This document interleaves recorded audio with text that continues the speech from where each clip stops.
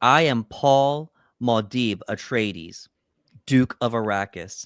The hand of God be my witness. I am the voice from the outer world. I will lead you to paradise. Whoo.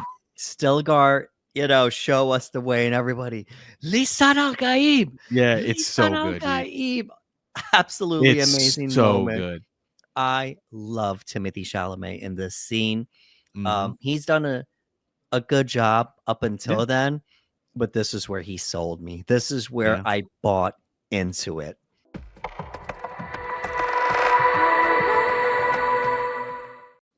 Hello, friends. I'm Anderson Marchak, And I'm Ricardo Segura.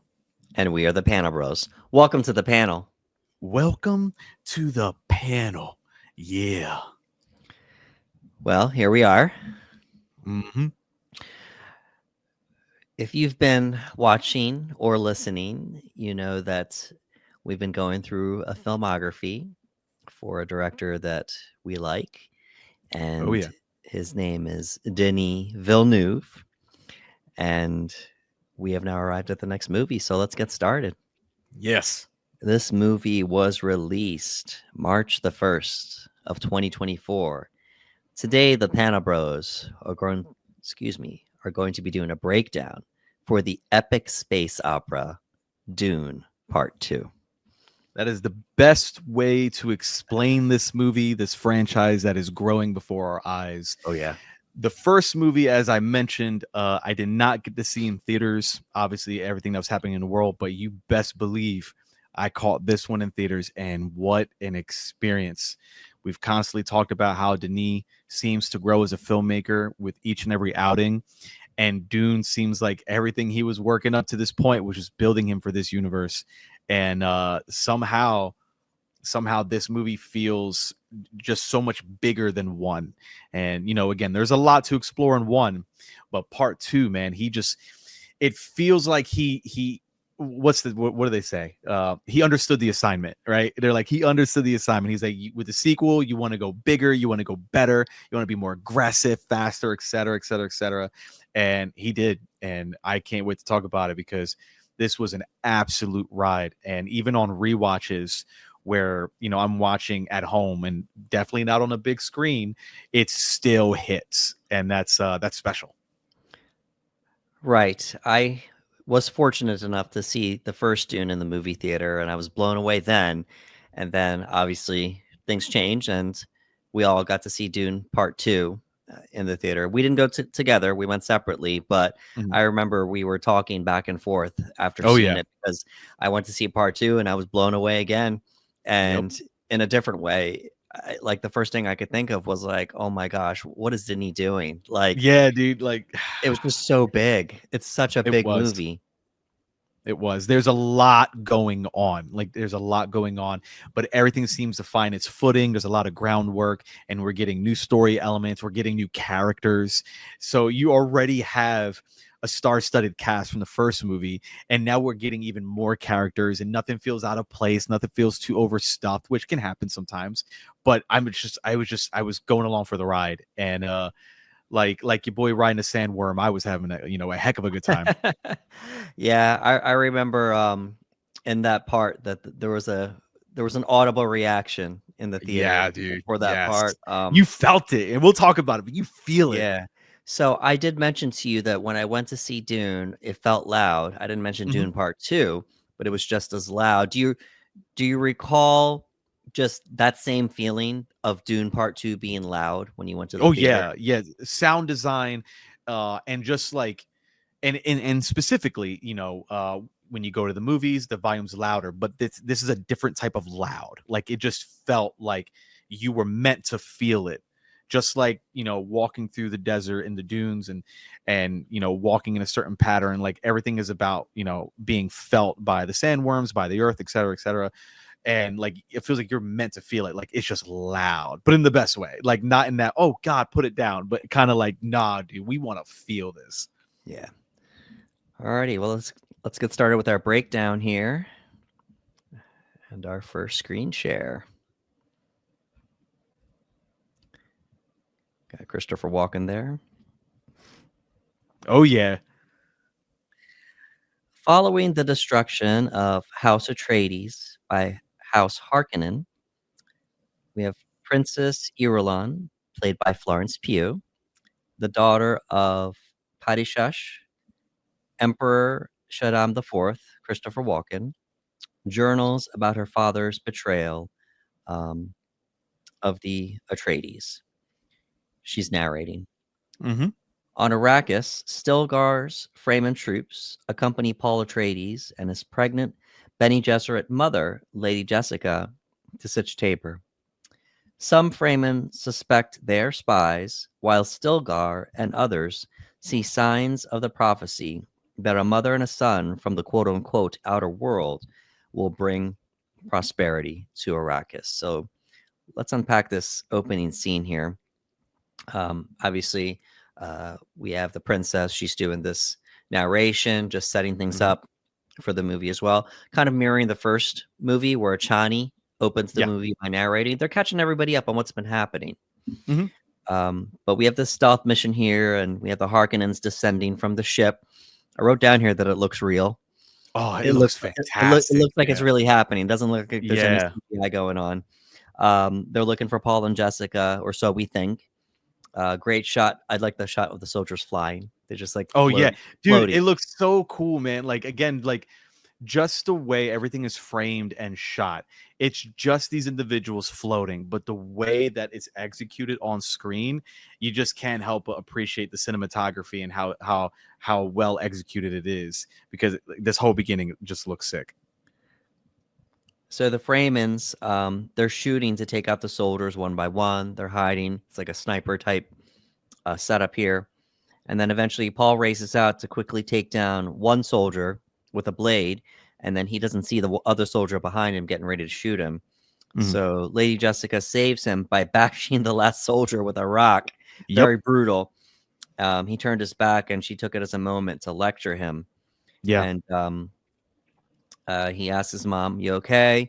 And then he asks her, "How about her?" And Yep. she stammers a little bit. She says she's fine. Yep. Stilgar says that they were coming for the Fremen, not Paul and Jessica. He's like, "No, Yeah. they were coming for us, not for you. Don't think of yourselves as Yeah. that Yeah. Yeah. important. Not just yet." Not yet. And then we move on here, a little bit of drama. Jessica's about to vomit because she's pregnant. Yep. And Stilgar's like, "Don't let it out. Don't let it let out because you need your Don't- moisture, right?" Yes, everything like you do not waste any moisture at all. Yeah, And he's like, "Don't let it out. Don't let it out." exactly. They end up piling up the bodies of the soldiers, leaving a thumper going.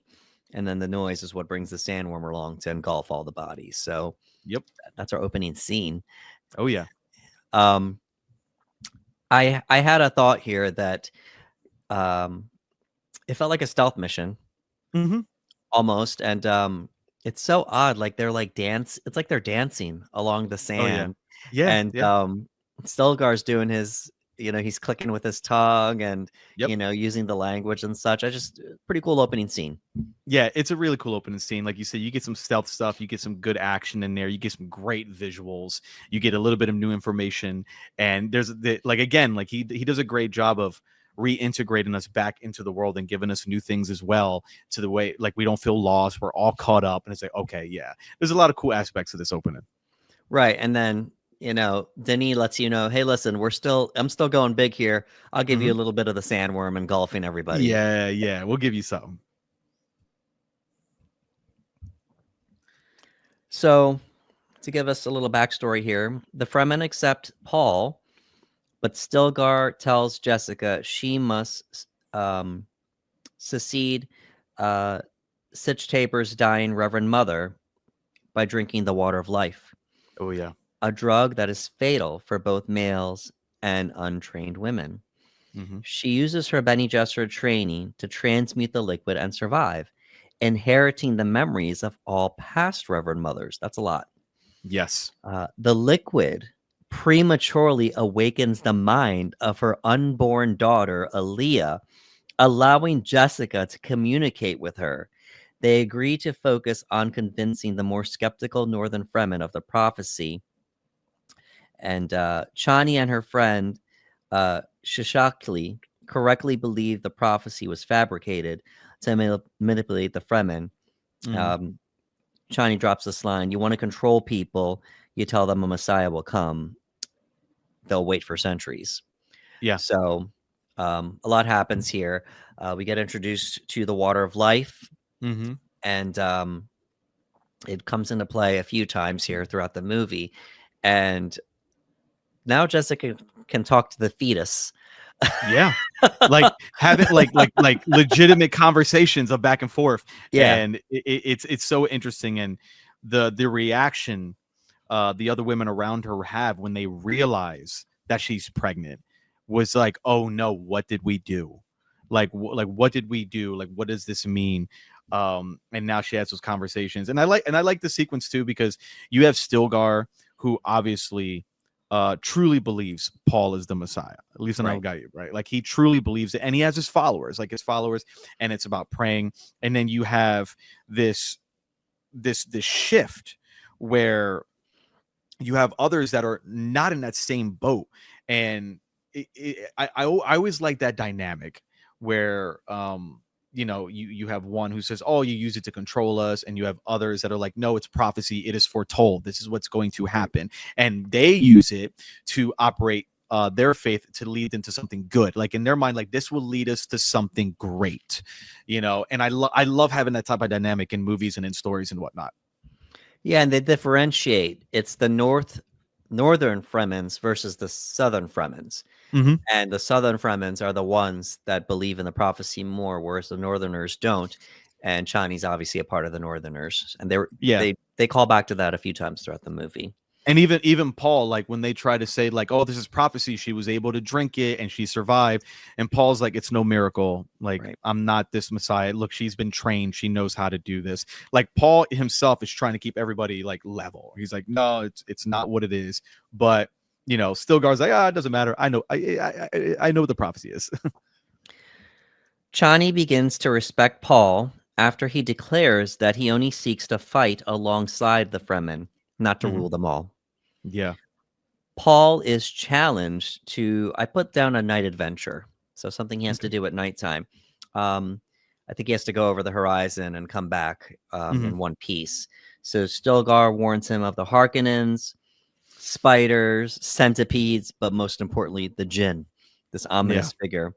And don't listen to the Jinn. We see this scene of Chani and Paul share a scene where she's showing him how to sandwalk, Yeah.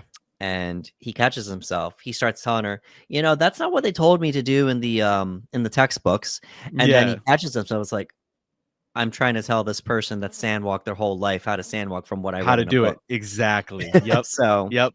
He tried to Dune splain her really quick. It's like, yeah, no, no, dude, she's been living this, she knows what she's talking about. it's great. We get this big action scene here where the Fremen jump out from the sand to ambush the Harkonnens, and it's Mhm. underneath this huge vehicle, and they're running Yeah. between the tracks to hide as they take out the Harkonnens one by one. So we get this great action sequence once again. Yeah. All right, let's get another screen share here.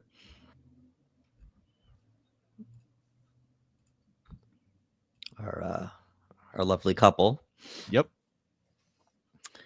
Paul and Chani fall in love as Mhm. Paul immerses himself in Fremen culture, learning their language, which he does very well, uh, Yes. becoming a Fedakan fighter, riding a sandworm, which we will come back to, Ooh, what a and scene. oh yeah, and raiding Harkonnen spice operations.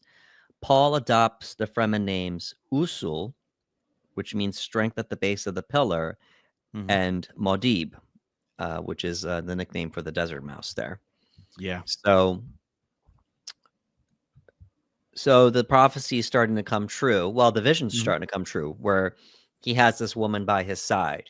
Yeah. And I mean, we knew it was going to happen, but it's just she's been against this the whole Yeah. time. Not them being together, but him as the Lisan al-Gaib and Yeah. the prophecy and such. But it's starting to come together now, and he's he's entrenching himself in their culture. It's really cool stuff, you know. Not the same as like the Dances with Wolves type Mhm. situation, but Avatar, The Last Samurai, you know, where you go in as a spy, but you end up falling in love with the people, but Yep. sort of that whole like, hey, I'm here, but I want to get to know all of you type deal. So I thought that was Yeah. really nice. And it does feel genuine because again, Paul does not see himself as that type of a leader. He does not see himself as this Messiah character, Lisan al-Gaib. So it does feel genuine, and it is genuine. Like everything he's doing, learning about the culture, being a part of every process, every training. It doesn't feel like a guy who is coming in, infiltrating, waiting to do this turn. Like it is rather genuine. So you buy it because it's authentic, and Channi buys it because it's authentic. Do you know what I mean? And she absolutely despises the idea of that Messiah-like character, and because he doesn't want that either, it allows her to let her guard down and connect with him too. So it's a nice trade-off between the two characters. So we said we were going to talk about this, and here we are. This scene in the theater was unbelievable. Oh yeah. So we're going to talk about how Paul rides the sandworm. Yes. So he gets the hooks out. He's racing along top of the hill with the sandworm coming up from behind. And it's big. Yeah, the point of it is so he jumps on the sandworm from the hill, so he catches Mhm. it. If one wrong move and he's gone. Yeah, that's it. So he runs along the hill, he slides down the sand onto the sandworm itself, and he hooks himself into the sandworm. He struggles for a while, like he can't get his grip. It's going so fast, and then everyone, the Fremen people rather, they're a little concerned because they didn't realize how big the sandworm was that he's trying to ride. Yeah. But he's struggling, but eventually he's able to throw the hook, almost looks like a grappling hook, and then little by little, stand up and start riding the sandworm. The Fremen bow down and they start chanting and praising him. Yeah. And Stilgar, which throughout the movie he's just goes full in, Yes. full like praise mode, religious mode Yep. rather, like as it is written, like And he's just he's so entertaining in this movie. yeah. And I texted you saying like he's such a standout for me because it's done in a way and not meant to make him like a goofball or anything like that, but there's some humor in it because it's again any opportunity he gets, he wants to remind everyone like as it is foretold, like Lisan al-Gaib, like any opportunity he can. And justifiably so because it is happening as it is written, and trust me, Stilgar is well aware of what is written. So as he sees it, he can't help but be moved by it. This whole sequence was awesome, man. Like again, like they're like, hey, no, nothing funny, don't do anything like this is serious. Like you have to take this as serious as possible, because you will die doing this. And when they see the sandworm, you see everyone like, oh no, like that's way too big. You know what I mean? Like this is a beast. But he's able to do it. And I was talking to you about this. The way again, like Denis just does a great job with execution, and the way that it's shot and framed. Like he's got the hooks in the sand in the sandworm, and he's trying to control the weight. He's getting tossed around and he's on his knees, and the score starts to pick up as his knee starts to come up from the sandworm, and it's just so epic, man. Like I couldn't help but feel it. And you get the rest of the characters watching, they're all jumping and cheering and things of that nature. And then we have another moment where again you have the believers Right. are making their voices heard in this moment, and Channi's kind of looking and kind of like, oh man, like she's so against that, but everyone is celebrating in this moment. And like to her it's just like, oh man, like I don't want this, but yeah, it is pretty impressive. Yeah, and shout out to Javier Bardem. Like we got a taste Yeah. of Stilgar in the first movie, but he just Mhm. leans into that character even more. Oh yeah. He's our um I don't know how to put it, but like he's the voice of their scripture, so to speak. Yeah. We have the Bene Gesserits, we have the Fremens and such, but just Stilgar from the voice of the Fremen people, you know, he's the one that leans heavily into that as far as the prophecy, you know, coming true. And it's so funny, like every time Paul does something that's extraordinary, like it's almost like clockwork. We get a shot of Stilgar. Yep, it immediately cuts him every time because you know you're about to hear something. That's why it's so entertaining. Yeah. I love that Denny, you know, he just taps into Zimmer, just like, I want to hear that I want to hear that score. I want to hear that woman chanting at the minute he stands up straight. And it worked. It was so epic. It works. It's so good, dude. Yeah. Little trivia here. The sandworm riding sequence took 44 days to film. It was shot on a set measuring 90 by 24 feet. Okay. Upon first reading it in the script, cinematographer Greg Fraser thought, how the heck are we going to do that? How are we going to make this work? You did it, Greg. You did it. All righty. Let's move on here. Oh, this dude. Yeah. So due to the continuing spice raids, Baron Vladimir Harkonnen installs his cunning and sadistic nephew, Feyd-Rautha, played by Austin Butler, as Arrakis's ruler. Lady Margot Fenring, a Bene Gesserit, is sent to evaluate Feyd-Rautha as a prospective Kwisatz Haderach, meaning Messiah, and secure his genetic lineage. So they sleep together, and then she mentions it's a girl as requested. So as requested, right? Because if you guys remember, the Bene Gesserits are against the birth of Paul because he's not a woman. Yep. So that's a separate scripture as opposed to the Fremens. You know, Fremens, it didn't matter what sex, you know, the Lisan al-Gaib is, but the Bene Gesserits, they have their version of their prophecy, and it's supposed to be a woman as far as that goes. So we see the box, and you know, we don't get to see, unfortunately, Feyd take the test. And I'm okay with that choice because Timothée Chalamet did such a good job in part one. What are we going to do in part two? Plus, we're looking at this character that's being billed as psychotic, as a big warrior. Would we want to see him show some type of weakness at this point in the film? Yeah, that's a valid point, because you know that is very, very, very difficult to handle, and everything we see from this character is brutal, is ruthless, is strong. So yeah, it's a good creative choice to not have to show that aspect of him, because if there's going to be any vulnerability to this character whatsoever, you want to see it in a really important moment, so you don't want to use that just yet. And takes a test, and she's able to say he's got sociopathic tendencies and this and that, but he's strong-willed warrior. And she talks about the, it's a girl as requested. And I was like, oh man, like they're already setting moves up. Right. We get to find out that the uncle and nephew are close. They kiss on the mouth not only once but twice. Yep. So obviously Skarsgård, by the way, continues to play this character very well. Oh yeah. And he leans in, he gives his nephew a kiss. I looked this up. Austin Butler improvised Feyd-Rautha kissing Baron Harkonnen. When he kissed him back, that was improv. Oh, okay. So Austin just did that. Grabbed him right up and just did it. Okay. And you know what? It does its job.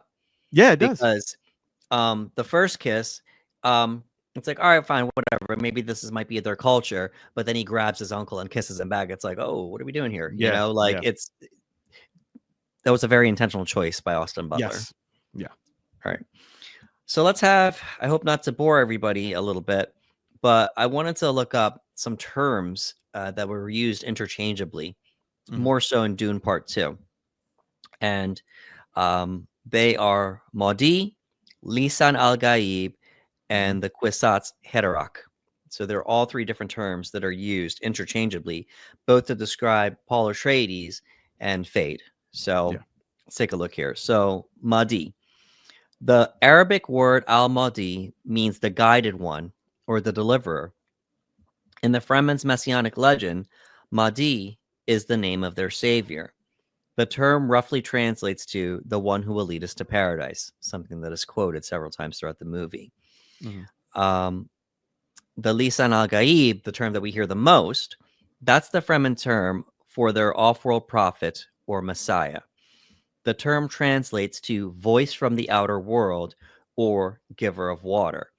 And the term may also come from the Arabic Lisan al-Gaib, which means tongue of the unseen or missing. Lastly, the Kwisatz Haderach means a mythical figure that the Bene Gesserit have been waiting on for centuries. So they're Lisan al-Gaib, so to speak. Okay. And the phrase in the fictional language Chakopsa, which literally translates to shortening of the way.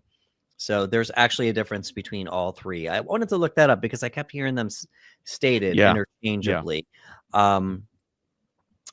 So obviously Denis had the source material to pull from, and instead of just putting things to the from page to screen, he took the time to use something as intricate as this language and say, all right, I'm going to do this, I'm going to do that, I'm going to do this, I'm going to do that, and I'm not going to explain it, but I need to do this to be true to the source material. Yeah, that works. Yeah. And I remember walking out of the movie and a lot of people, referring to these terms. You know what I mean? Again, Lisan al-Gaib was everywhere. Like I remember after that movie, like Lisan al-Gaib, Lisan al-Gaib.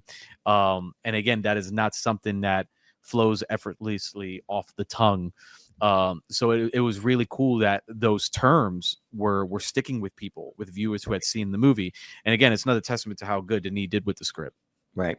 Yeah. And if you remember, Stilgar says Mahdi a few times. He'll say it back and forth, but obviously Lisan al-Gaib, that's the big one. That's the big one. Yeah. That's the big one. So, alrighty. So we're going to talk a little bit about the fight that Feyd had on his birthday in the black and white scene. So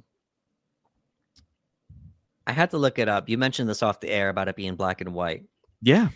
So Feyd-Rautha's fight on Gedi Prime is seen in a black and white infrared color palette, apparently induced by a black sun that the planets orbit around. This is the first time the Gedi sun is shown in a Dune adaptation. However, the description in the book of a planet of the black sun is likely to be metaphorical, as all stars emit light, and a planet receiving no light would not be able to sustain life. So this was a creative choice from Denis. Okay. Yeah, it looks great. Like it looks awesome, and like it's one of those things that helps distinguish between where we've been the rest of the movie. We got our golds, our browns, et cetera, and now we have this almost black and white, palette that it added to the dark nature of Feyd. Like it was just, I don't know what it was. Like the scene, the fight scenes we're about to see are pretty brutal, pretty violent, and then on top of it, it's this like harsh darkness, black and white silhouette. So it works narratively and technically. And this is the first time we see Feyd in action. I mean, he'd injured, possibly killed people up until then. But now for us to actually see him in a battle. Oh yeah. And the Baron's, selling the moment as this being special. Happy birthday, dear nephew. Show me who you are. And we find out the battle is rigged. The slaves, they're trading slaves. They're drugged. But then he removes his shields for the last slave, and you hear the Baron say, "There he is." Yeah. And we find out how skilled Feyd is here. Yeah, because I believe the last fighter, they didn't give him anything, right? Drug him. No, they didn't drug him, and he took his shield down. So now he's fighting someone legit, and I was like, "Ooh, that's good." Yeah. So the Harkin and surrounding try to get involved. And we've seen this trope before in movies where they're protecting the person that, it's like, hey, you strike down my opponent. Don't let me get killed in battle. Yeah. And, once one tries to get involved, he yells at him to stay back. Yeah. And even when it looks like Feyd is going to get stabbed, he yells again. He says, no, stay back. And he does this nice move where he moves. And then the slave, the momentum catches him and then he stabs him. Yeah. And then obviously we found out the slave wasn't drugged. So once again, great scene. I like the choice of the black and white because it was our introduction to Feyd the warrior. Yeah. And I don't know, it just set the tone. And then you'd mentioned maybe this was a way to get around the violence. Yeah, I haven't read anything, but watching the movie, I couldn't help but notice that this was probably the bloodier side of the movie, where there's quite a bit of blood with stabbing and slicing. And you and I know, like, the more frequently you show blood in a movie, especially in scenes of violence like that, you can mess with your rating. And I know they did not want to R-rate it situation here. So as I was watching it, and I'm watching him take out these individuals, and you're getting blood from the throat, chest, etc., I was like, oh, I wonder if this was a really creative way of using something in the book with the Black Sun and making this creative choice of like, oh, we can affect the lighting, we can affect the palette, we can do this, we can do that. Oh, let's go for black and white. It'll add this. That's why I said it works both technically and narratively, because it just adds to the dynamic of the scene. It adds to Feyd. It adds to this. There's a very ugliness to what we're watching. It's what we are seeing is ugly in nature, and the black and white kind of helps convey that, down to like when his mouth is open, it's just black teeth. Right. Like it's very off-putting, but it works really well for the scene. Alrighty, let's get another screen share here. Yeah. Somebody that we both enjoy. Rebecca Ferguson here. Oh yeah. So Lady Jessica travels south to unite with Fremen fundamentalists who believe most strongly in the prophecy. Paul remains in the north, fearful that his visions of an apocalyptic holy war will come to pass if he goes south as a messiah.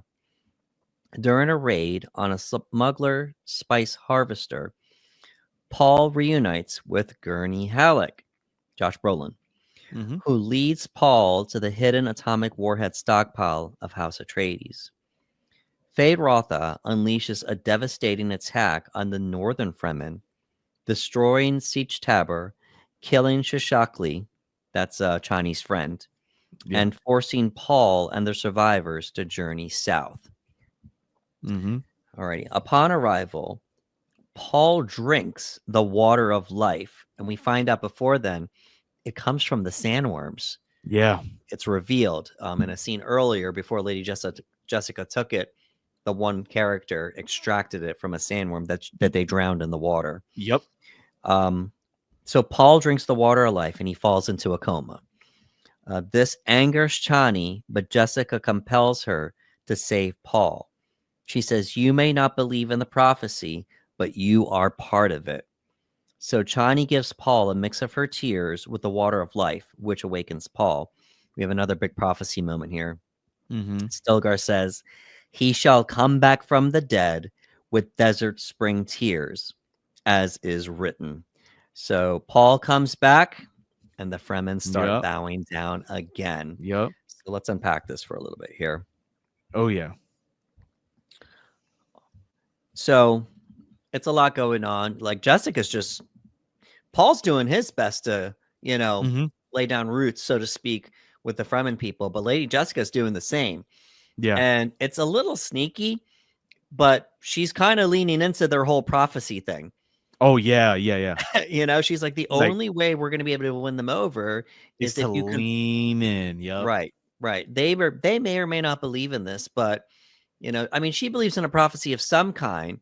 Yeah. But it's like, if they think you're the Lisan al-Gaib, guess what? You're the Lisan al-Gaib, and that's the only way. And she's listening. Her daughter Alia is telling her this stuff too.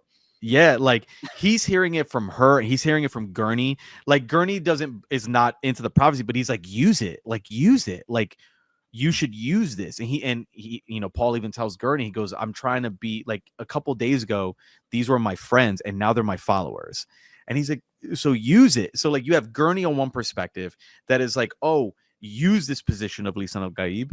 He doesn't believe in a prophecy, but it's like, yo, you can utilize this to get things done for your father. You can do this, you can do that. And Lady Jessica's leaning into the prophecy, is like, hey, if this is what they need you to be, maybe this is what they need you to be. You know what I mean? So he's kind of getting this from all fronts. And then obviously you have Stilgar, who like really believes, Right. it's like, no, you are this guy. So Paul just dealing with from all fronts, and now he drank what he drank, and it's like, like things are gonna take a big shift. Yeah. And great costume design for everybody. But I like how Rebecca Ferguson looked. Like she had the, Oh, she looks great. Yeah. she had the like tribal markings on her face. She's wearing the garb and such. Yep. And at this point, Jessica and Paul, they now have those trademark blue eyes that the Fremen people had. I like the moment where he quote unquote dies. Yeah. Because everyone's worried except for Jessica. Jessica isn't worried.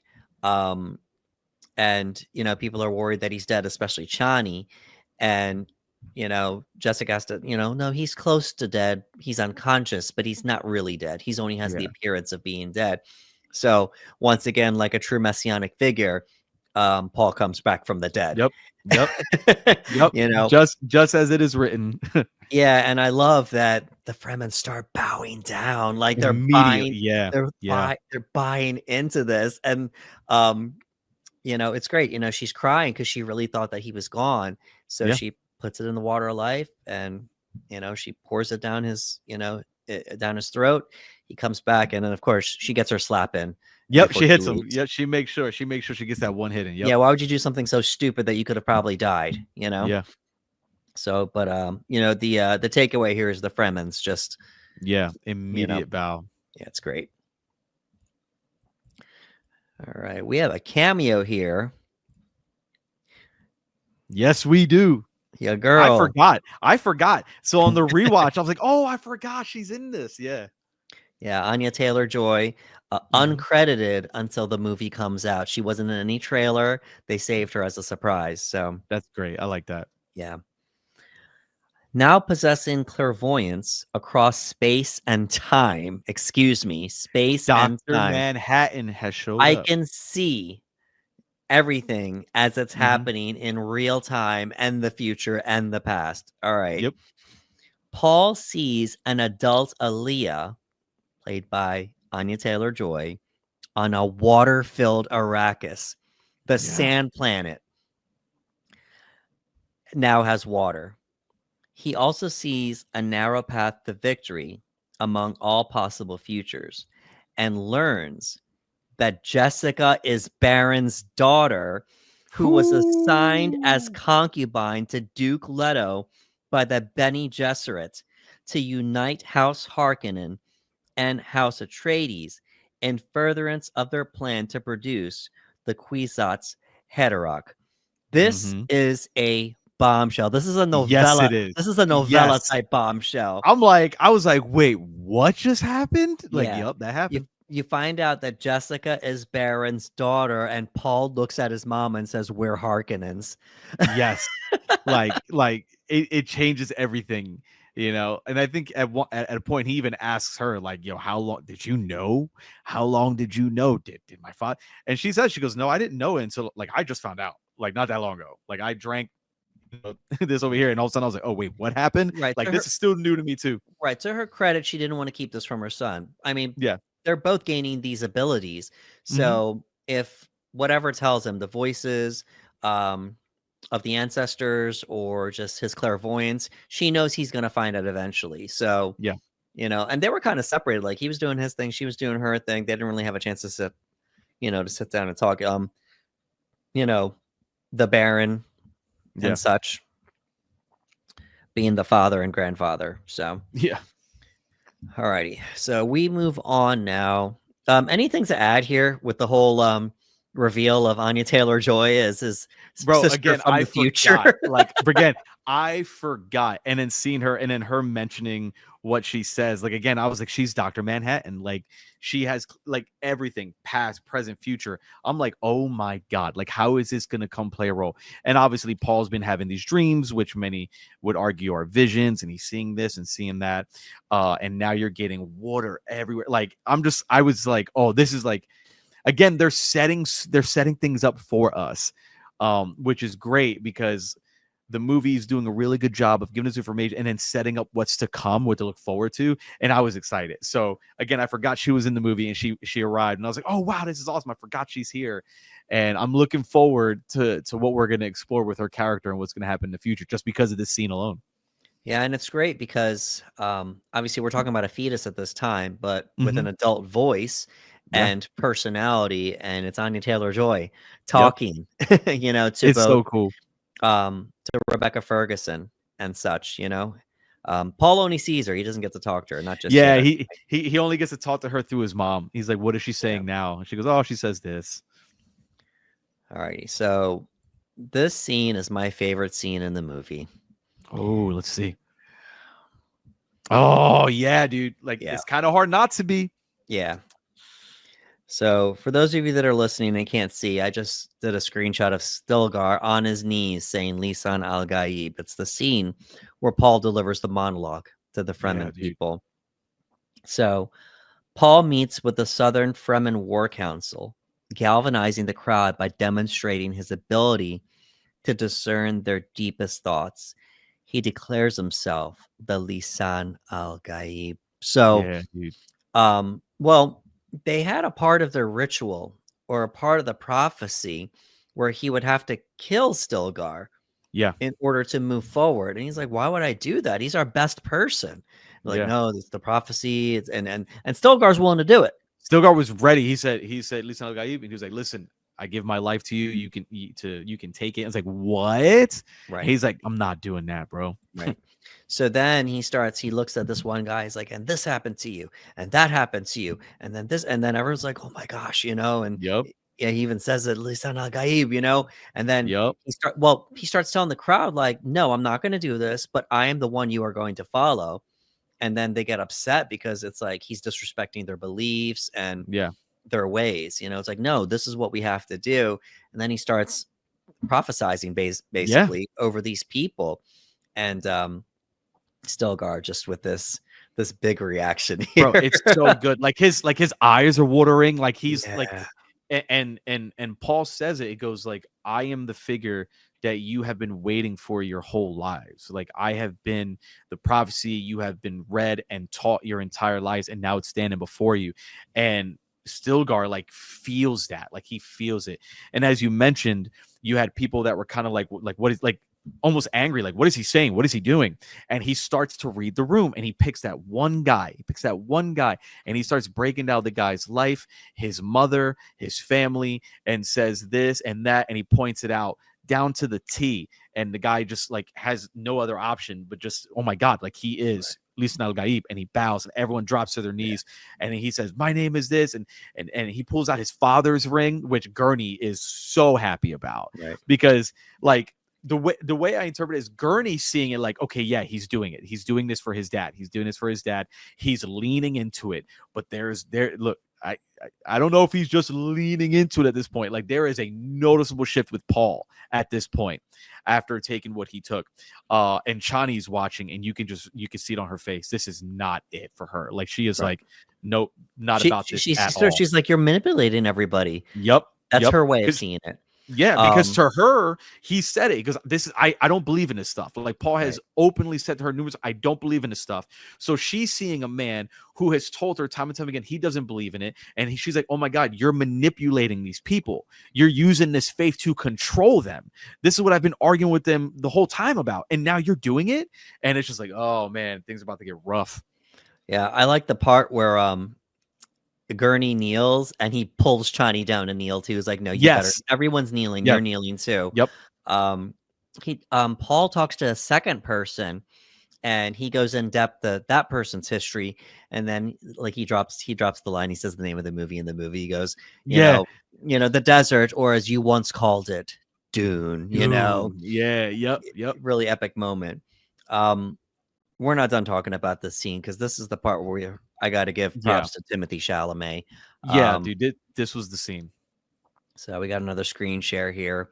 The English translation is "I am the voice from the outer world," and in the movie he's saying Lisan al-Gaib. Yeah, so this was.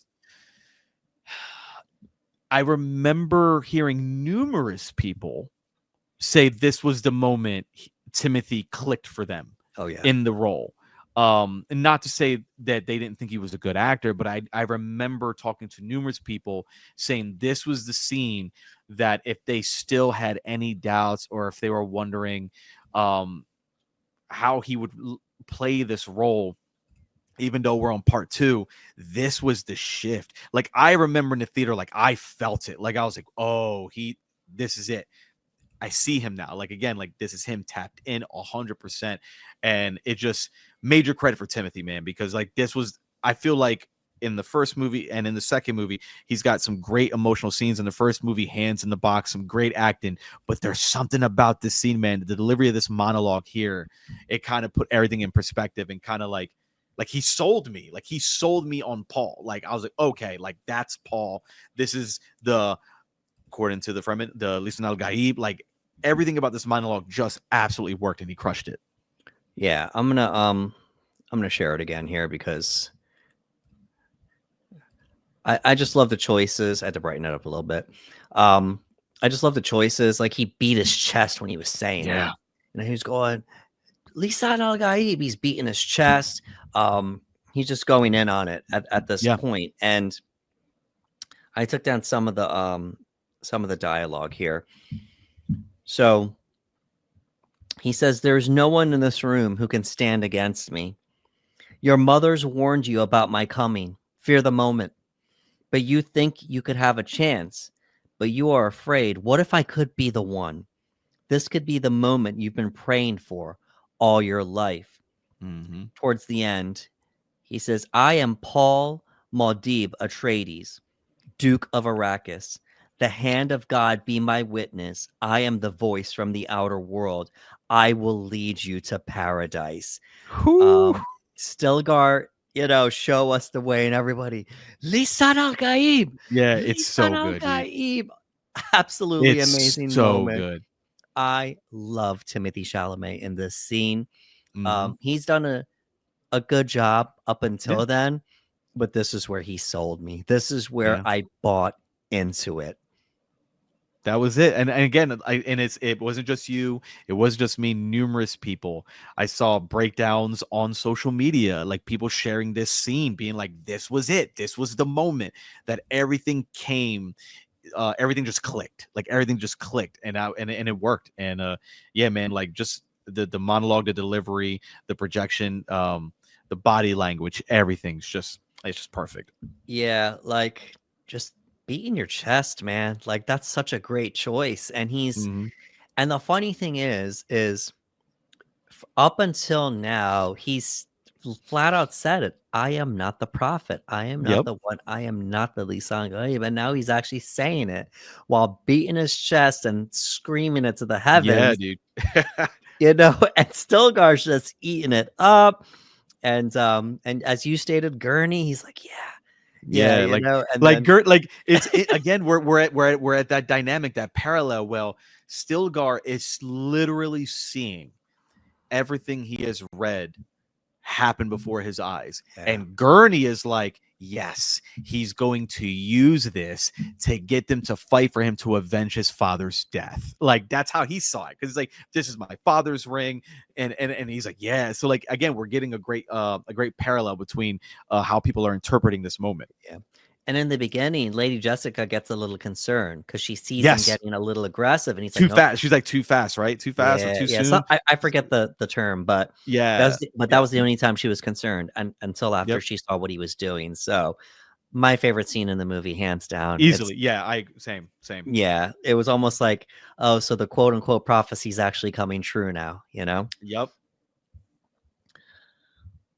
Paul sends a challenge to Shaddam, who arrives on Arrakis with Irulan and the Sardaukar. As Shaddam chastises the Harkonnens for their failures, the Fremen launch an offensive using atomics and sandworms. We see them riding the sandworms, multiple sandworms. Oh, yeah. To overpower the Sardaukar. Paul executes the Baron. Oh, man. Yeah, Skarsgård. He calls him grandfather before he goes in grandfather right before he puts the blade in his neck. Here's a reveal. I just want to let you know this before I get rid of you. He captures Shaddam, and meanwhile, Gurney leads an assault on Arakian, intercepting and killing Raban, your boy Batista, in Yep. a super quick fight. Very quick.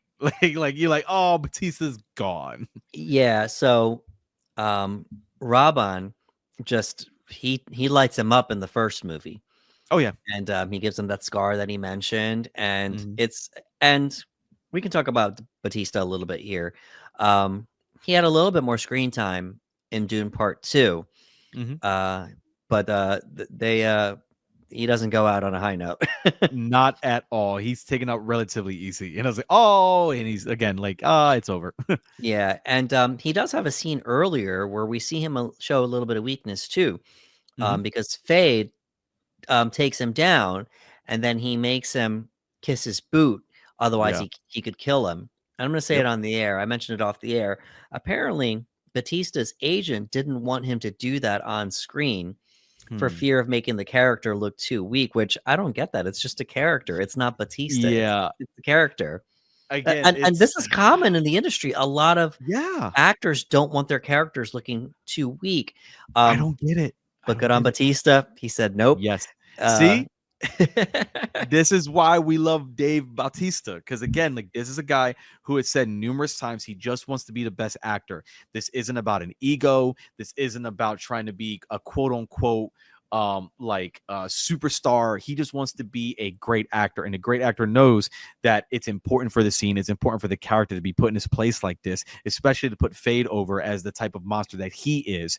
Because when you look at Batista is a much larger man, but right. Feyd is the threat, and they want to showcase that. So he's able to make Bautista's character kiss his boot. Like that's something that's significant.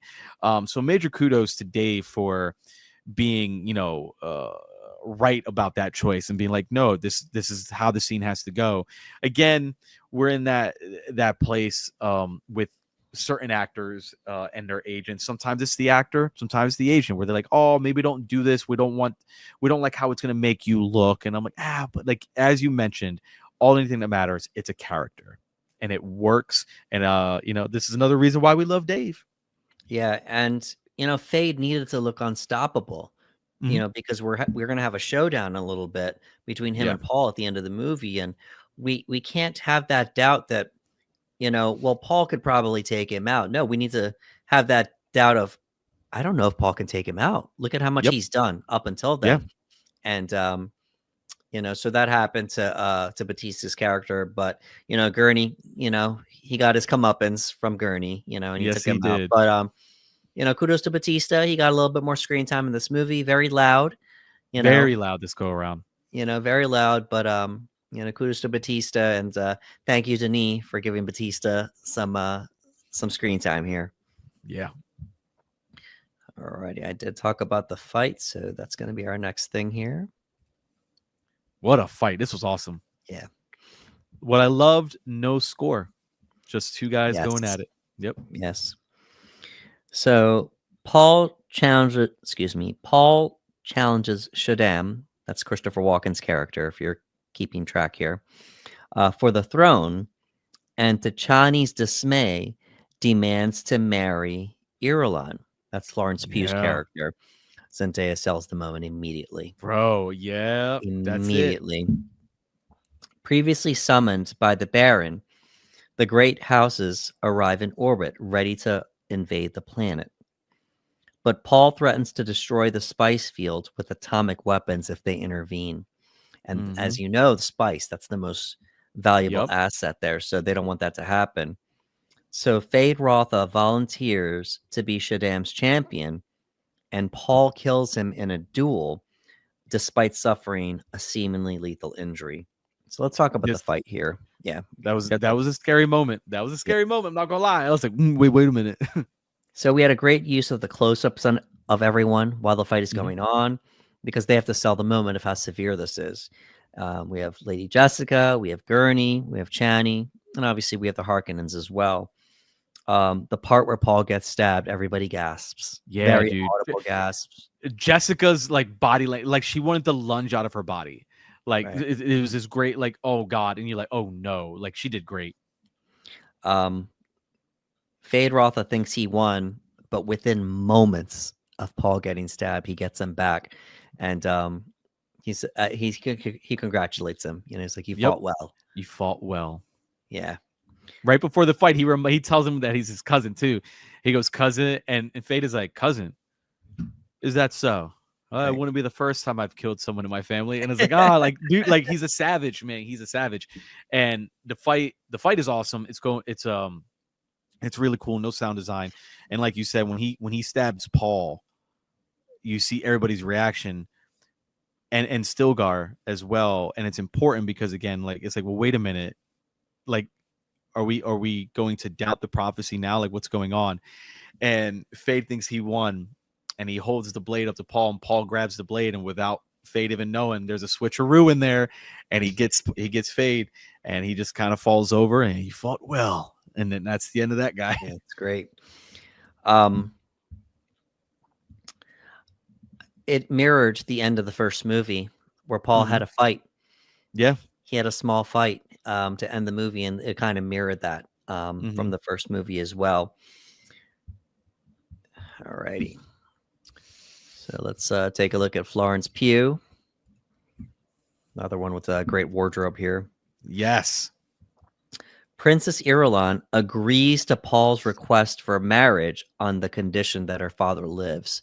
So he's inching towards Shaddam, and she's like, no, I'll do it. I'll do it. We'll unite the houses. Just please spare my father's life. Yeah.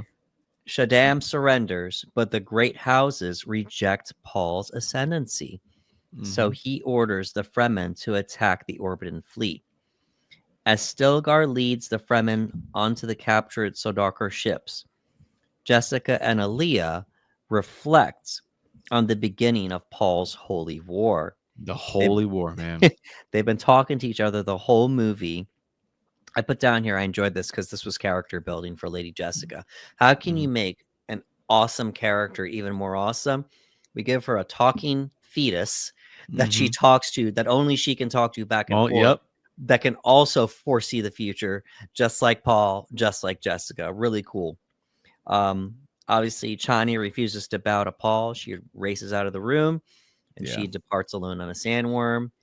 And that's our movie. And that's it, man. Like the moment he sent them into attack, and like we're gonna start this holy war, I was like, bro, he's becoming what he didn't want to be, and I was like, oh no, like it's gonna get really, really, really bad.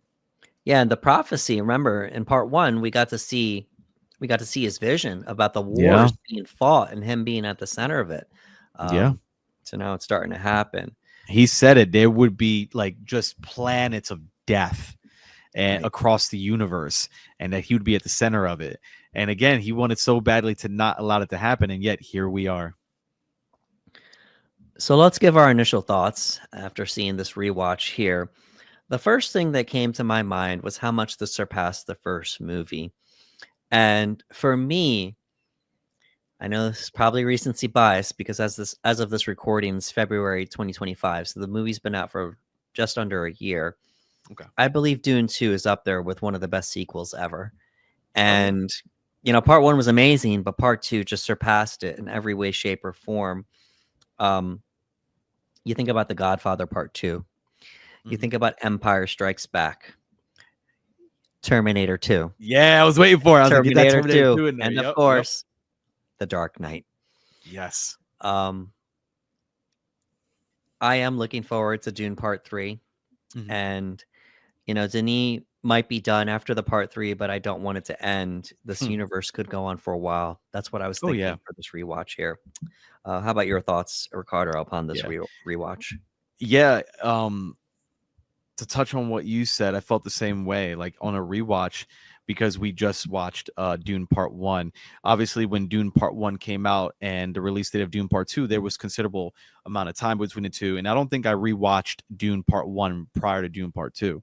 So now that I get to see them again so close together, Dune Part 1, Dune Part 2, within a few days of each other, you can't help but just notice how Denis made such a significant sequel, and even better than the first.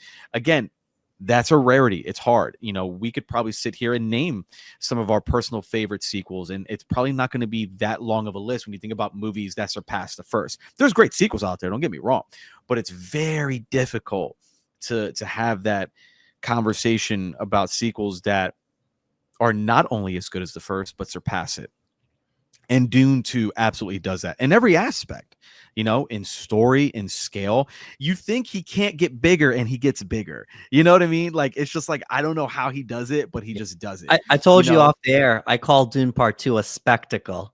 Yeah, and it is. It absolutely is a spectacle. This is one of those movies where I like would strongly urge, because I remember when I saw it in the theater, I was telling everybody, I was like, dude, you have to see this in the theater. Like, this is something that must be witnessed on the biggest screen imaginable. I think spectacle is the best way to describe it. It is an absolute experience, and it's the type of movie that when you watch it, you can see just how much care and thought went into it, because everything about it works. And on a rewatch, I'm like you. I cannot wait for Dune Part 3. That's how the movie's so good that like I'm so ready, and I'm anticipating Part 3 so much. And you know, hopefully we get that sooner rather than later. But until then, Dune 2 will absolutely hold me over. I don't think I can grow tired of this movie. I can see myself watching it numerous times. It's a lengthy movie, but it at no point loses me in any sense of the word. I can take breaks here and there. I can come back. I can watch it in one shot. It doesn't matter. It just works, man. It absolutely does. And Denis, one of those filmmakers that is truly special. And it's hard to look at Dune 2 and not realize that. Yeah, like for me, I appreciated these on the first watch, but on the rewatches, I'm enjoying them more because I Yeah. have time to take it in now. Like in the theater, it's such a stimulating experience. You know, you have Oh the yeah. sound, you have that big screen, and you know, if you're watching it for the first time, let's be honest, you're hearing people talk in this different language. They're using all these terms that are hard to catch on the first try. So, you know, at home, yeah, if you're like me, you're going to put the subtitles on so you can catch all of the dialogue, especially when they're talking the different language or using those terms and such. You know, if you're not catching something, you know what? I'm going to go Google that so I can understand what's happening in this moment here. You know, you could take your time with it. And because because I've been able to take my time with the Dune movies, I'm having a bigger appreciation for them. I cannot wait for part 3 Yeah, well, I'm to ready. come out, you know. And Denis said that, you told me, you know, off the air that he was thinking about making another movie. It's like, no, we're gonna do Yeah. Dune Part Yep. 3, and then it'll be sad to see him go. But as long as he stays on Yeah. as producer, that's okay. Yeah. I think you and I have to do some homework. We need to watch Dune Prophecy on Max. Yeah, I haven't seen any of it, Yeah, any at all.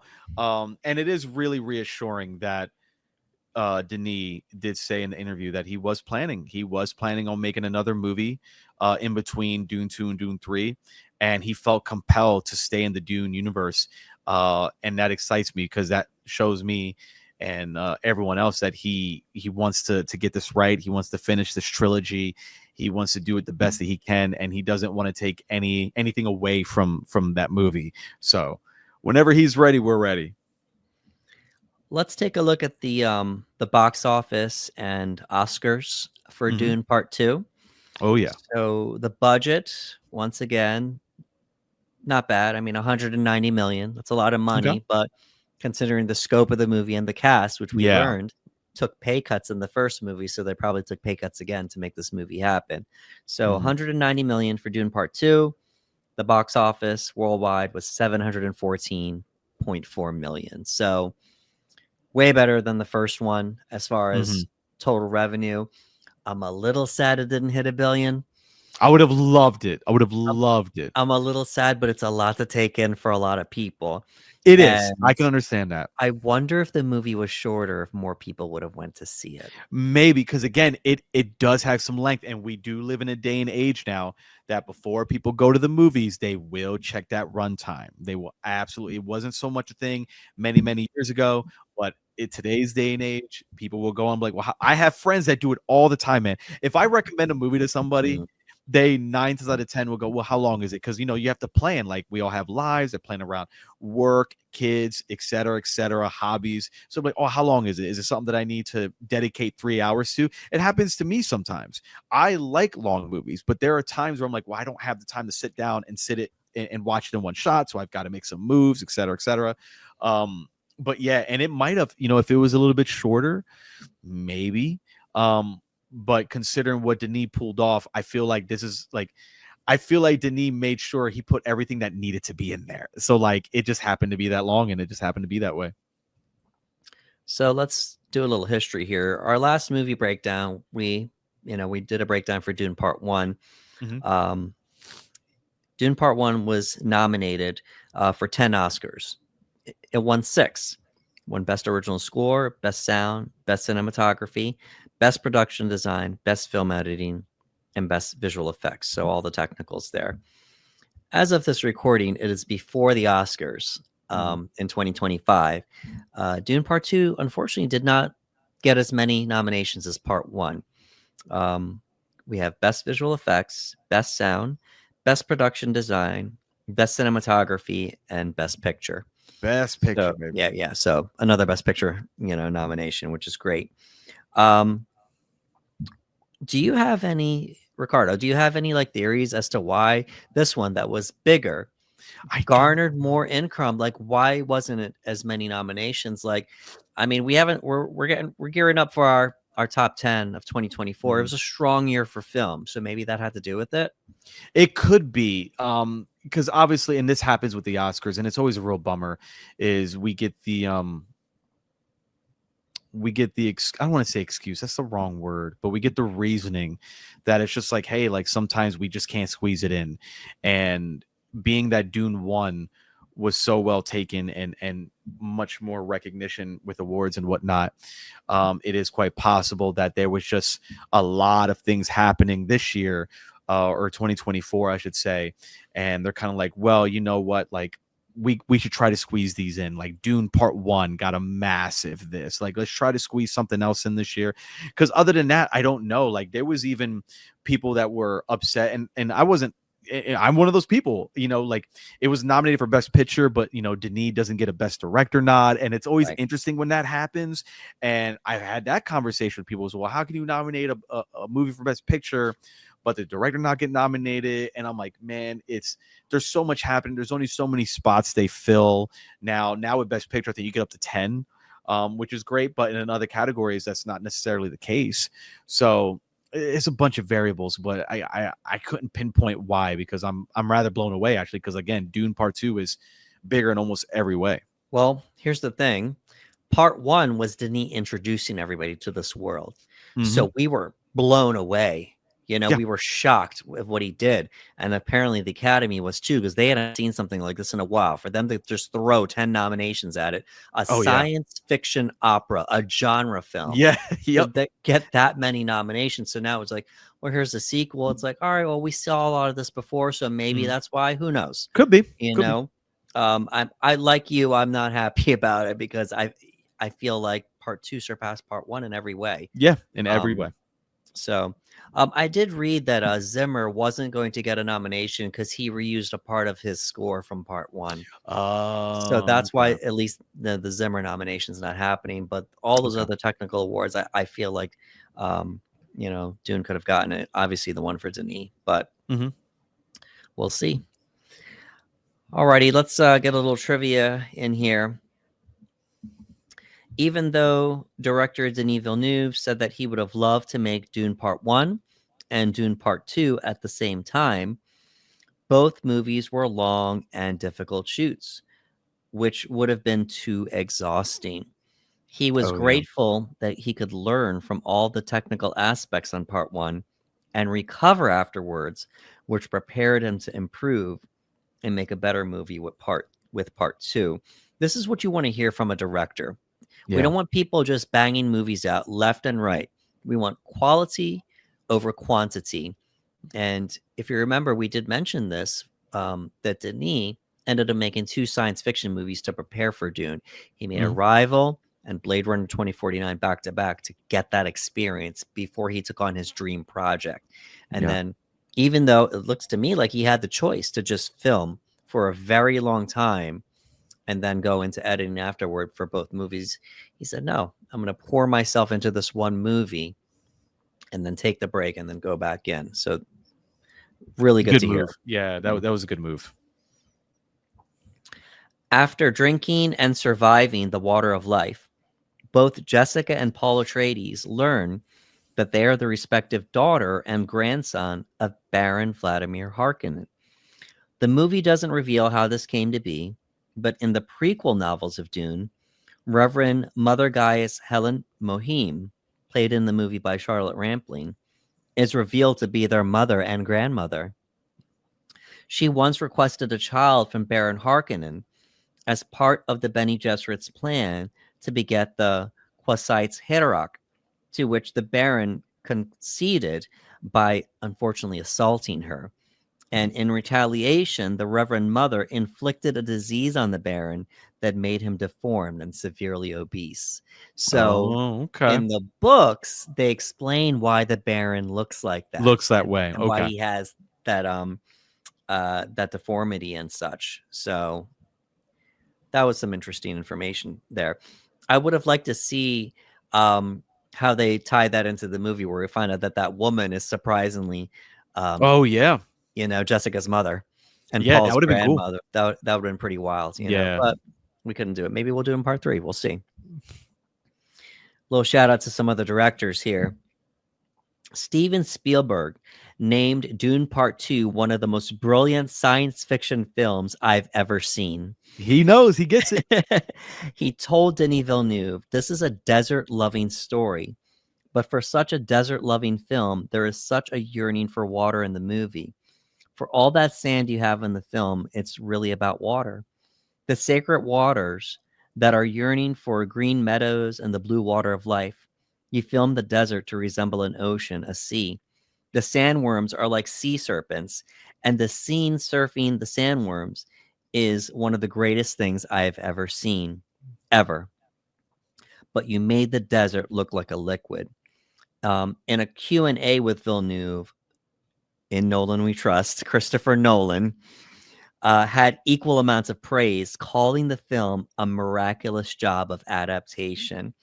Most adaptations, it's a process of condensing things and simplifying things. My feeling in watching both films, in particular the second film, is that this was an act of exploring a little further and burrowing into the complications and embracing those and the world building. There's that word, world building. Yep, world beyond building. even what's in the book. So Spielberg and Nolan Telling you, just man. giving Denis his praise because they know. You're talking about two of the greatest directors giving massive praise like that. That means something.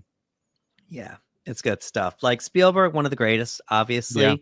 But our favorite Nolan, just Nolan, baby. yeah. Mm, And Nolan yeah. knows his sci-fi. Nolan knows his Yeah. epics. You know, he knows how to make a big movie. So just giving their praise to Denis. A little tidbit here. Paul defeats Feyd-Rautha using the same maneuver Gurney teaches him in part 1's training scene. Oh, So where he takes him okay. down, he says, "Oh, look, you took me down, but now you sacrificed yourself." Yeah, you know? sacrificed. Yep. Okay. So, and then early on, Jessica brutally kills a Harkonnen soldier with a rock to protect Paul. Once she becomes a Reverend Mother, she proves willing to do even darker things to protect him, building a cult around his legend and stirring the Fremen into what ultimately becomes raging fanaticism. Yup. So we talked about that, Jessica, just, stirring things up there. Alrighty. Let's give some love to the cast here. Of course, we have Timothy Chalamet, once again, as Paul Atreides. We have Zendaya as Channi, Rebecca Ferguson as Lady Jessica, Josh Brolin as Gurney Halleck, Austin Butler as Feyd-Rautha, Florence Pugh as Princess Irulan, Dave Bautista as Rabban, Christopher Walken as Emperor Shaddam IV. We have Leia Sado as Lady Margot Fenring. We have Stellan Skarsgård as Baron Vladimir Harkonnen. Charlotte Rampling as Reverend Mother Mohim, Javier Bardem as Stilgar. I'll give her a shout out. Sohila Yacob as Shishakli, and of course Anya Taylor-Joy in an uncredited cameo as Alia Atreides. So Yeah. good stuff. For me, once again, just Rebecca Ferguson. Yeah. Love Rebecca Ferguson in this movie. Stilgar, Javier Yeah. Bardem just He's so just good, dude. he turns it up even more. He turns it up even more. I'll even give a little shout out to Zendaya. A Mhm. little shout out to Zendaya. She was actually kind of reserved in the Yeah. beginning of the Yeah. In the movie, beginning of the movie. Yep. and then she turns it up as the movie goes along because the stakes are getting higher, and Yeah. Paul is rising to that role of the Lisan al-Gaib. And just shout out to Timothy Chalamet. Just he sold me. He sold That me was in it. this movie. Like just that one scene, with the monologue and beating his chest. I am the Lisan al-Gaib. So, could you give any shout outs to maybe perhaps some of your favorites? Yeah. First of all, I just love the fact that we're still adding to this great cast, like with Florence Pugh, Yeah, Christopher Walken. One of the things that I was very curious about how and it wasn't even to be humorous, but how Christopher Walken was going to speak in this movie, because Christopher Walken has a very, very noticeable way he speaks. Like, wow, how are you? right. And in this movie, it's very reserved, it's very pulled back. And I thought that was awesome because Christopher Walken has become synonymous with that voice. And for this movie, he pulled back on it. And I thought that was really, really awesome to see. So it was something different from Christopher Walken, and I appreciated that. But we got actors like Florence Pugh, Austin Butler. Austin Butler was having a great year. Obviously he had blown up with Elvis. It was great to get his face as well. Florence is a big star, just blowing up every single day. So it's awesome that we're still bringing in other stars into this franchise. But obviously standouts for me, again, Javier Bardem, man. Like, again, because he adds this levity to the film. There's a humorous quality to him, but then there's also scenes where he's just bringing it. Whether it's him being really taken and emotional, really strong emotional scenes. Again, because he truly believes in everything that's happening, has been prophesized, and Javier Bardem does a real good job conveying that. Zendaya, a lot of people, I remember after Dune 1, a lot of people were disappointed because she was barely in the movie. So getting to see her this time around, like she's in the entire movie, as you mentioned, she's a little bit reserved in the first half. And as her relationship grows with Paul throughout the movie, she becomes more open, she becomes closer. So we get a lot more from that character and Zendaya as well. Rebecca Ferguson as Jessica is just, she's just incredible, man. Like, she's incredible in anything, so she's always going to do wonderful things. But we talked about it, and it'd be wrong for me not to bring it back up again. Timothy Chalamet in that Yeah. scene, that brought it, that brought it home for Timothy, that brought it home for Paul. I remember, as I mentioned earlier, was that, like, that was the moment I saw him. That was it. Like, that was the moment I saw Paul Atreides. Because look, we live in a day and age now, obviously. I didn't have an issue with it, but we live in a day and age where people are going to question casting choices all the time. People that have read Dune, that know the books very well. I remember seeing posts from people being like, really, like, that's who's playing Paul Atreides? Like, how would I buy? People getting behind him, et cetera, et cetera. It's the internet. Internet's going to internet. After that scene, I didn't hear that anymore. Like, I didn't hear anybody questioning the casting of Timothy Chalamet. Like, it was just like, no, that's it. And I think that is a terrific performance. And whenever you can do that, whenever as a performer, as an actor, you can impress the people that were adamantly against it or just couldn't see it, arms folded kind of situation where they're like, I don't get it, and then see that and kind of go, oh no, I get it.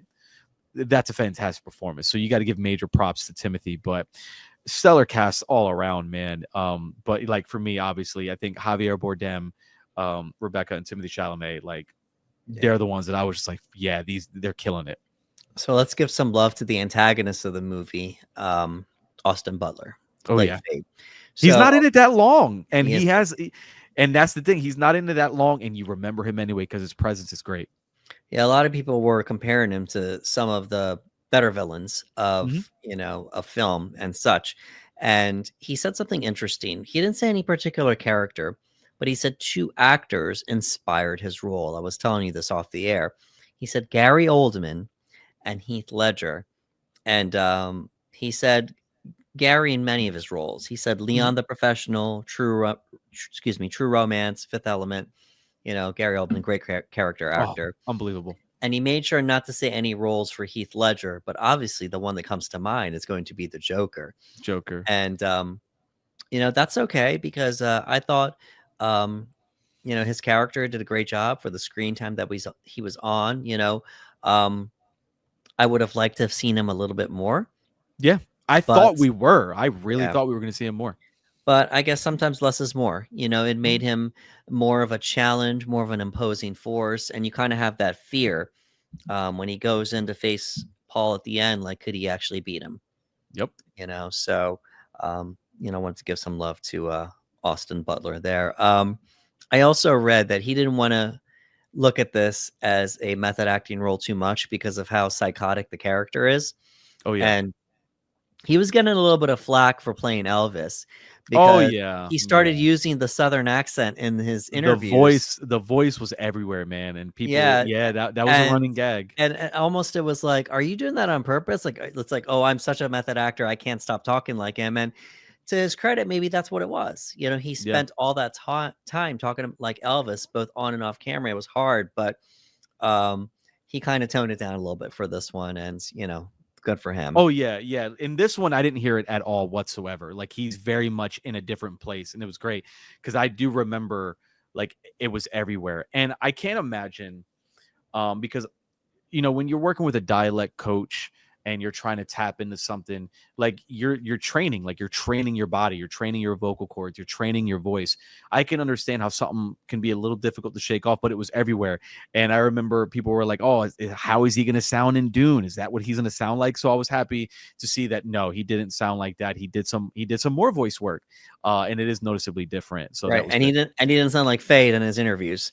No, After the he didn't fact. take that with him. He didn't take that with him. Let my knife chip and shatter. Like, no, Yeah, it yeah, didn't and follow him. It's okay. I read that he trained to sound like Skarsgård in the Oh, okay. movie. Like, he trained to match his voice since he's playing the nephew and Nice. being the leader and such.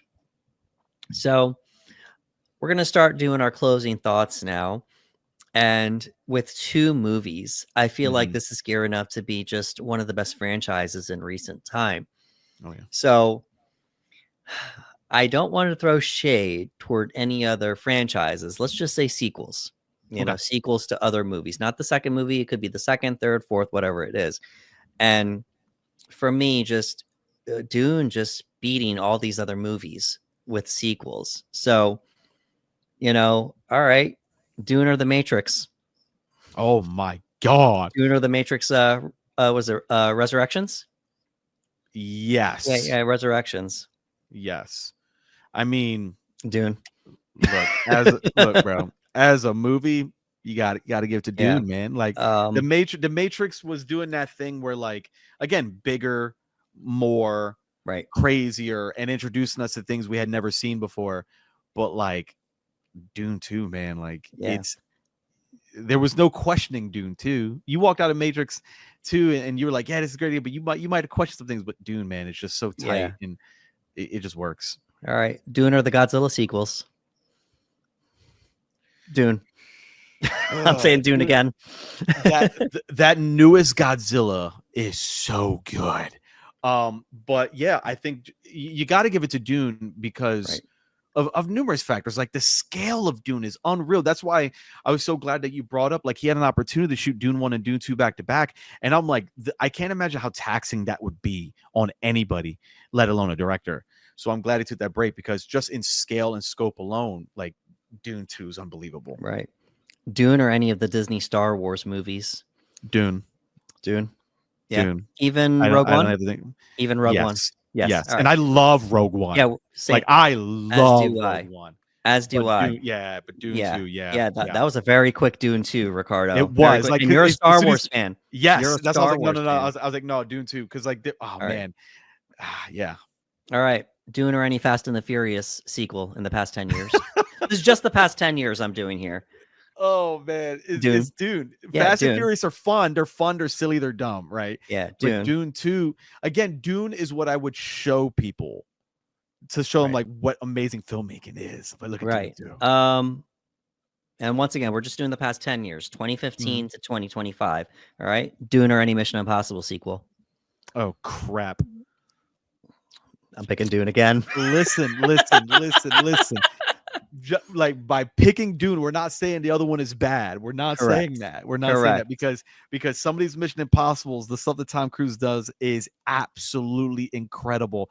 But it's hard to not say Dune, man. Right. Like again, like it's just it's preposterous how much he's able to do in these movies. Again, there's a reason why Steven Spielberg is saying it's one of the greatest things he's ever seen. You know what I mean? Right. Like there's a purpose. All right. Last one. Dune You're gonna hurt me. or Avatar 2. Avatar Way of the Water. Oh, Way of the Water? Yeah. Oh Yeah. man. I'm saying Dune 2. I'm doing no pressure. I'm saying Dune 2 again. Dune Part 2 again. Oh man. Dude, I'm a sucker for Avatar 2. Like the technical achievements, the this and that. Incredible movie. Man. Incredible movie, but I'm taking Dune. Dune Part 2 rather. Dune 2 or Avatar 2. And it shouldn't be that hard. Hurting you. it shouldn't be that hard. It really shouldn't. I love Avatar, but I love Dune 2. You know what? I'm going to say Dune 2. And the reason I'm going to say Dune is I feel like, and this is why, I feel like Avatar 2, as much as I love it, there are scenes in the movie that are only in the movie to just be like, oh, and like when you just look how beautiful that, you know what I mean? Like look how gorgeous. Where Dune 2, I never felt that. Like Dune 2, everything felt like it had a purpose for the story and narrative. Where some things in Avatar 2 were just like, I'm going to show you how incredible this ocean is going to look. I'm going to show you 5 minutes. Because I remember I even said it to you. I was like, yo, bro, I could watch whales swim in Avatar 2 all day long. And it doesn't serve a narrative. It was just like, look how incredible it looked, and it looked phenomenal. So I will give the edge to Dune 2 because I don't think there's a wasted motion in any scene where I feel like, in Avatar 2, you could probably trim that scene a little bit and it won't change anything. But Dune 2, I won't get rid of anything. I'm like, no, don't get rid of nothing. So yeah, we just went through a list. Just like, and I love all these sequels. You know what I mean? Like, they're great. I left DC and Marvel out of it because we're big superhero movie fans, and I don't want to do that to two very successful franchises, either financially or critically. So I don't want to do that to the DC and Marvel, DC Studios, Marvel Studios fans. And I'm not going to do it to the following franchises that I'm going to name because these are three franchises that I think you and I enjoy. Could we probably pick a movie in those franchises that Dune Part 2 is better than? Probably, but I feel like these franchises have been pretty solid over the past 10 years. So we're talking the Apes franchise. Oh my God, yeah. We're talking one of my favorites, the John Wick franchise. Yep. And then obviously now, since it has a sequel, well, these were sequels anyway, the Mad Max sequels. Oh yeah. So, Mad Max Fury Road was a sequel, as was Furiosa. But 5 movies total. So those are sequels too. I could hurt us and say, would we rather watch Dune 2 or any of these sequels here? But I'm not going to do that anymore. I don't want to do that. But I wanted to do this exercise just to show everybody, and I didn't plan this. I just kind of threw it out there. Yeah, I didn't know this was coming. I was like, oh, we're gonna hurt today. Yeah, but it's just so strong with what they did with this as a sequel, and then in creating a new franchise, reviving an old franchise. Denis did something really special. And I apologize if you're a fan of any of those franchises that we chose. We're not saying they're bad. Again, no, definitely not. Every franchise you named, I love. Like, the Fast and Furious franchise gets ripped, but it's so dumb fun to me. I have such a blast. And then obviously, Star Wars. I love Star Wars. And the Avatar sequel, like I loved Avatar 2. Like I was head over heels for it. So again, like I love all these movies, but like Yeah. yeah, We, like I we, think I we can sit couldn't we there. couldn't find a not the whole franchise, just a single movie Yeah, within, the past 10 years that we felt was stronger than Dune Part 2. Um, I'd have to think about it, but I could probably pick something from Apes, Mad Max, or Wick that I mhm, liked more than Dune 2, but that's a mhm. long discussion that I don't want to get Yeah, into. yeah, Um, but just offhand, just these really successful franchises, I said, you know what? We got to talk about this because I want to see just how strong of it's a strong. sequel, Dune Part 2 is, to the point that we're just looking forward to Part 3. And Yep. I said this in our breakdown for Dune Part 1. I'm going to say it again for Dune Part 2. Denis is doing something really special right now. Yeah, he is. Really special. It's starting to feel like a modern day Lord of the Rings. Yeah, I A can see that. modern day Lord of the Rings. It's been over 20 years since Lord of the Rings, started their trilogy there, but each movie was epic. Each movie was just on a grand scale, just world building. We keep coming back to that over and over again. Just tons of world building, and just we're so excited to see what happens with Dune Part 3, and then how this franchise will continue, at least as a film franchise. Ricardo, any further closing thoughts on your part? Dune 2, man, like you said, we're very fortunate whenever we get to see a saga begin and just nail it. You know what I mean? It doesn't happen often. You brought up Lord of the Rings, and you have many people in the world that would argue that is the greatest trilogy of all time. And it's always a beautiful thing when we are fortunate enough to watch something happen in real time. You know, when I was growing up, um, I watched Star Wars much later in life. Um, and that's happened with a lot of the great movies that may have come out before we were born, where we look back at them, we watch them as kids and then we watch them again as young adults, get a better appreciation for them. It's always truly special to watch something happen at a point where we can like see how unique and how special it is.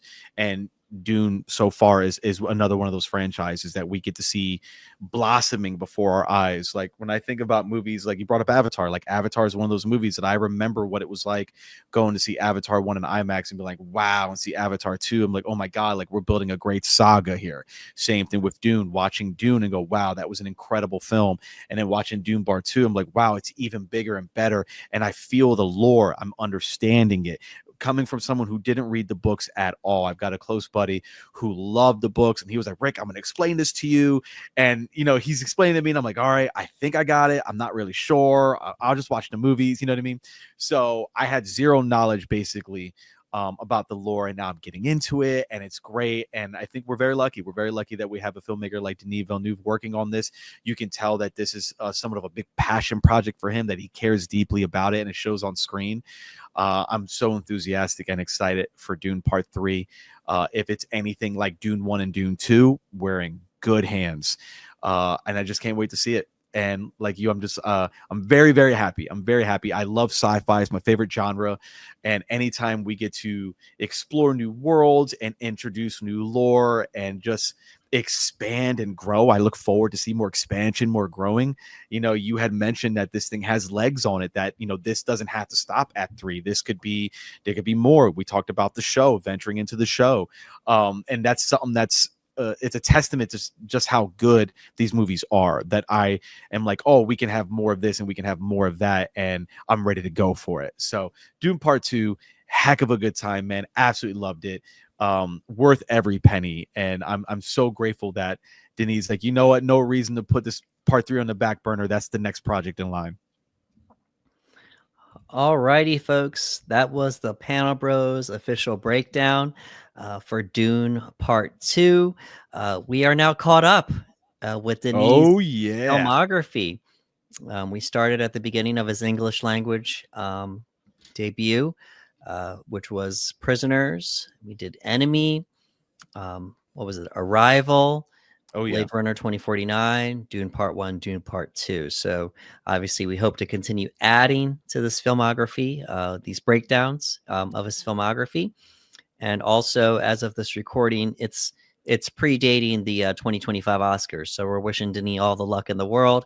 Yes. If you get to listen to this before then, as far as that goes. If you could please give us a like, share, and subscribe on YouTube at The Panel Bros, we'd appreciate it. All those likes, shares, and subscribes, they help our reach. And if you could also leave a comment below letting us know how you felt about our breakdown for Dune Part 2, and also let us know how you feel about this franchise moving forward. We'd appreciate that. For Ricardo Segura, this is Anderson Marchak saying thank you for coming to the panel.